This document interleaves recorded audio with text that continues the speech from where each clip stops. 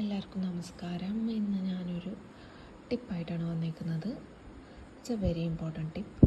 So നമ്മളെല്ലാവരും ഇപ്പോൾ secretariat assistant എക്സാമിന് വേണ്ടിയിട്ട് പ്രിപ്പയർ ആവുകയാണല്ലോ. സോ എനിക്കൊരു റിവിഷൻ ടിപ്പാണ് പറയാനുള്ളത്. അതായത് നമ്മളിപ്പോൾ ഒരു ലോങ് ടോപ്പിക്ക് പഠിച്ചുകൊണ്ടിരിക്കുകയെന്ന് വിചാരിക്കും. ഫോർ ദ ഫസ്റ്റ് ടൈമാണ് നമ്മളത് പഠിക്കുന്നത്. നമുക്ക് എക്സാമ്പിളായിട്ട് ഫണ്ടമെൻ്റൽ റൈറ്റ്സ് തന്നെ എടുക്കാം.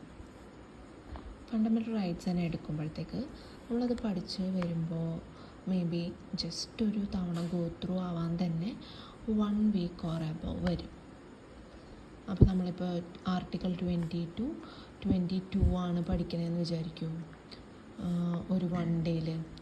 അതിനുശേഷം നമ്മൾ 23 തൊട്ട് നമ്മൾ പഠിക്കുകയാണെന്നുണ്ടെങ്കിൽ തൊട്ട് പിറ്റേ ദിവസം തന്നെ നമ്മൾ പഠിക്കുക. ഇനി ഇത് നമ്മൾ കുറേ നാൾ കഴിഞ്ഞിട്ട് ഒരു 3 ദിവസമോ 4 ദിവസമോ അല്ലെങ്കിൽ ഒരു 7 ദിവസമോ ഒരാഴ്ചയോ ഒക്കെ കഴിഞ്ഞിട്ട് നമ്മൾ വീണ്ടും ഇത് നോക്കുമ്പോഴത്തേക്ക് നമുക്കൊന്നും മനസ്സിലാവാതെയാവും.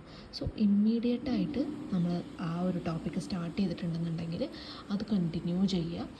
വേഗം തന്നെ നമ്മളത് പഠിച്ച് തീർക്കാനായിട്ട് നോക്കുക. അതിൻ്റെ ടച്ച് വിട്ട് കഴിഞ്ഞാൽ നമുക്കൊന്നും മനസ്സിലാവില്ല.